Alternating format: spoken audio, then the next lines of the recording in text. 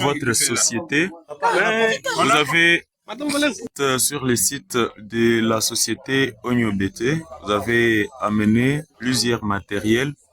Pouvons-nous savoir la nécessité de ces matériels et à quand la production et la distribution du courant que vous produisez sur place? Merci beaucoup.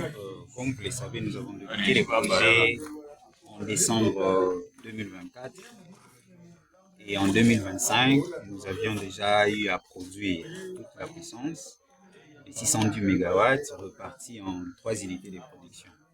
Donc une unité de 10 MW destinée pour pouvoir alimenter directement le ménage dans la province d'Ikasso orientale, une deuxième unité de 100 MW qui a été entièrement développée et une troisième unité de 500 MW, ce qui fait une puissance totale de 610 MW.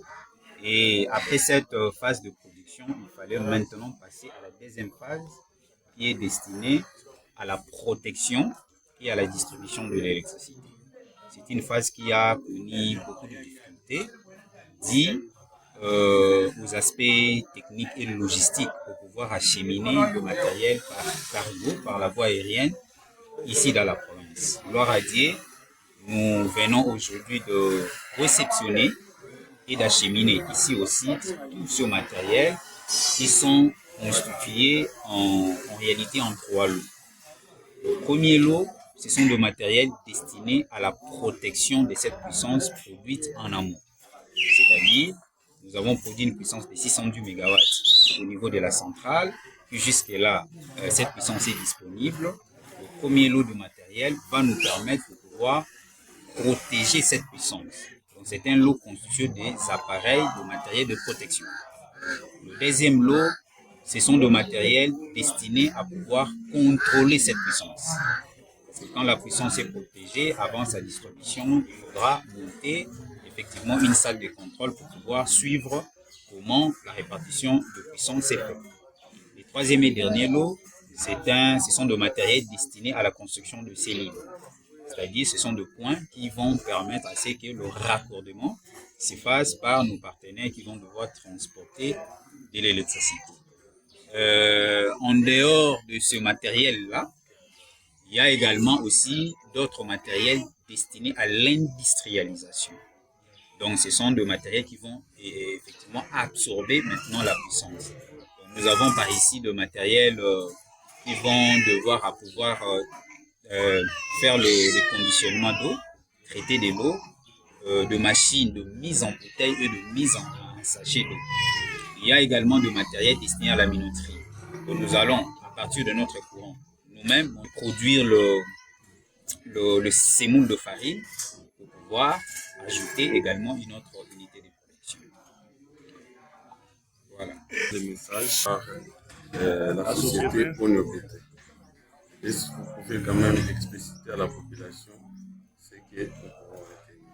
Pour expliquer cette technologie, il nous faudra plusieurs jours de conférence, mais je vais essayer de résumer. Comme nous l'avons dit d'ailleurs depuis l'année passée, lors de la journée porte ouverte, nous avons expliqué la source primaire de notre électricité. Comme vous le savez, pour pouvoir produire de l'électricité, il faudra recourir à une source naturelle, une source primaire. Ça peut être le soleil, ça peut être l'eau, ça peut être la chaleur, ça peut être le combustible et ainsi de suite. Nous, notre source ne dépend pas des autres sources. Nous avons développé, la société a développé une autre source pour permettre à l'Afrique de pouvoir s'industrialiser facilement. Et cette source est une source minérale. Ça veut dire à la base, nous extrayons de minerais stratégiques au nombre de 9. Donc nous avons 9 minerais stratégiques que la société exploite. Et cette exploitation ne se fait pas ici au Congo, ça se fait en dehors du pays, là où nos entreprises sont installées. Nous avons installé des laboratoires pour pouvoir transformer ces minéraux sous forme de composants semi-électroniques. Et ce sont des composants-là qui rentrent ici au pays. Et au niveau de nos ateliers à Kinshasa et ailleurs, on arrive à produire un noyau énergétique. Et ces noyaux énergétiques produisent effectivement une puissance de manière illimitée. Ça veut dire qu'à partir de ces noyaux, nous pouvons développer n'importe puissance électrique. Alors, après avoir développé ces noyaux énergétiques, ces noyaux ne produisent pas de l'électricité. Ça produit une forme d'énergie qui n'est pas électrique, une forme d'énergie que la majorité des gens ne maîtrisent pas. Et cette forme d'énergie peut nous permettre de pouvoir, par exemple, faire la lévitation des engins volatiles que de fusées. Ça peut envoyer des fusées, ça peut léviter plusieurs équipements en l'air. Et voilà pourquoi la société a inventé d'autres types de machines qui consistent à transformer cette énergie brute en énergie électrique. C'est-à-dire, si nous mettons un équipement de 10 MW, à la sortie, nous avons une puissance de 10 MW. Et aujourd'hui, quand nous parlons d'une puissance de 610 MW, ça veut dire, aujourd'hui, nous venons de ramener des matériels capables à transformer cette énergie à une énergie électrique avec une puissance de 610 MW. Si le besoin, par exemple, dans l'espace Grand Kassai augmente et que le besoin atteigne, par exemple, 1000 MW, nous allons juste modifier les équipements de sortie pour pouvoir produire 1000 MW. C'est une technologie qui est complexe, qui prendra beaucoup de temps pour pouvoir faire comprendre à tout le monde, mais pour donner une idée, effectivement, c'est ce que nous faisons. C'est une technologie qui est 100% bio, elle n'est pas chimique, mais elle est plutôt minérale.